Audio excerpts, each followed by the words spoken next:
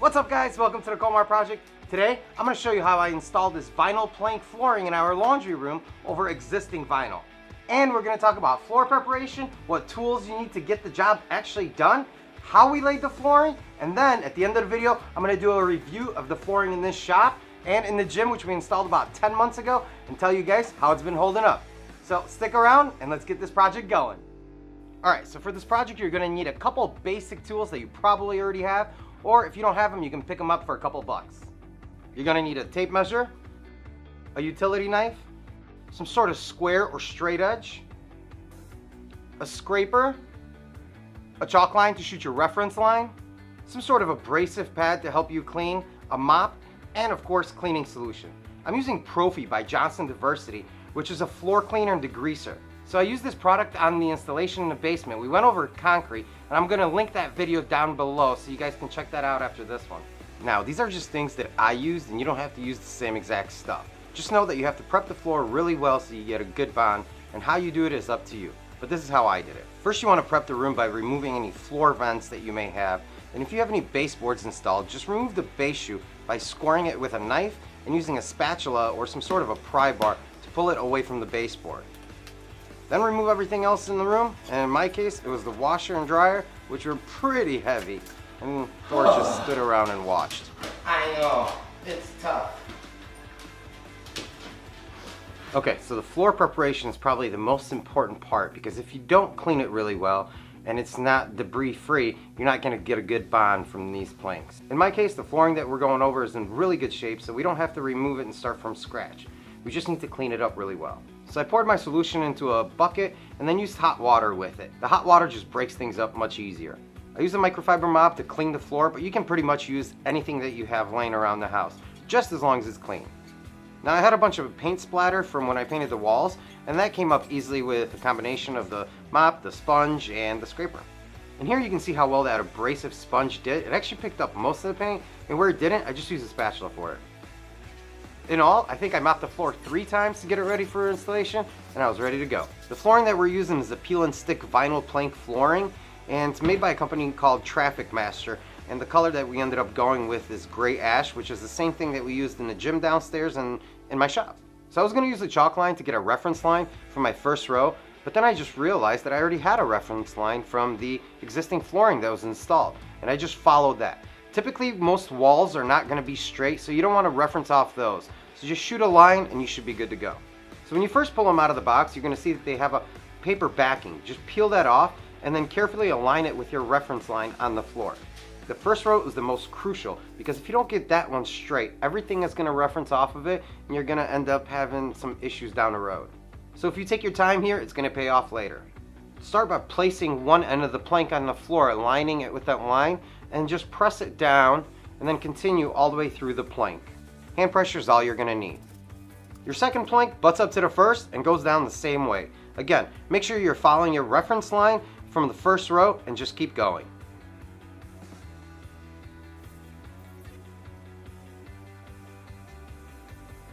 Now on the second row, you're going to have to make a cut in your first plank.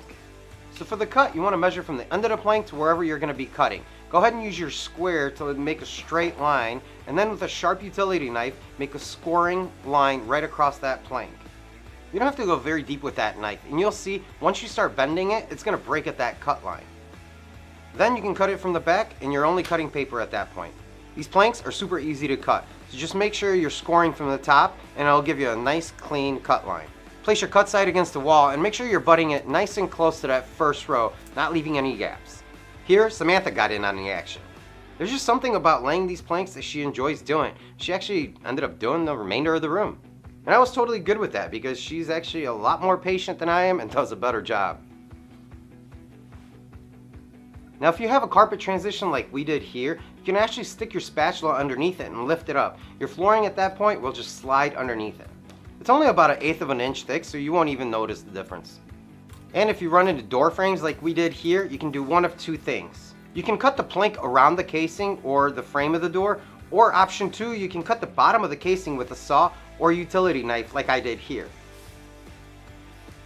And again, you don't need much, just enough for that plank to slide underneath.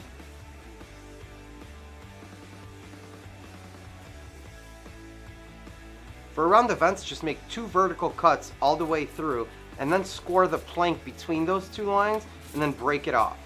You don't have to be perfect here because the vent's going to cover it, but get kind of close and then the vent will pop right in. So once you have your first row done, all of your doorways figured out and vents, it's just a repetitive thing at that point and a lot of fun to do. And even our animals got in on the action. Just naturally right where the next one goes. Tell him to get up. Get up. No, go out there though. Alright, stay. Look, he does the exact opposite. Come on, get out of here.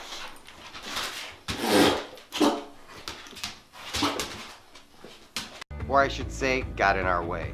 But since I wasn't doing it, it was actually comical to watch the dogs and cats mess with Samantha. 36 divided by 2 is 18.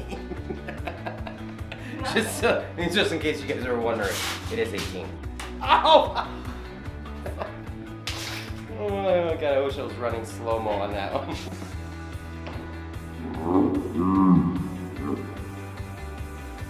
And with a little preparation and measuring, anyone can do this. Now, this video is in no way sponsored by any of these products to include the flooring. I just truly love the product and how easy the installation goes and the durability of it, which we're going to talk about at the end of this video.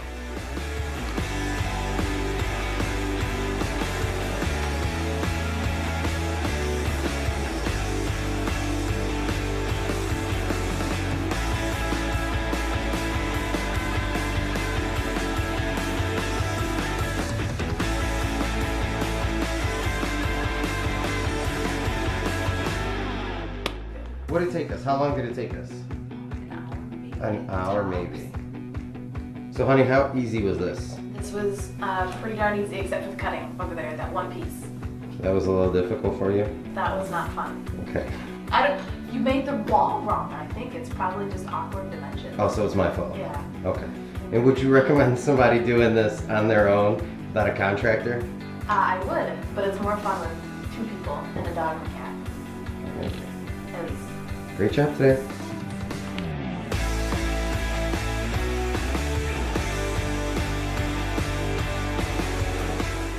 So there you go, guys. Our flooring installation in the laundry room is complete, and we couldn't be happier with the way it turned out. This product is truly awesome.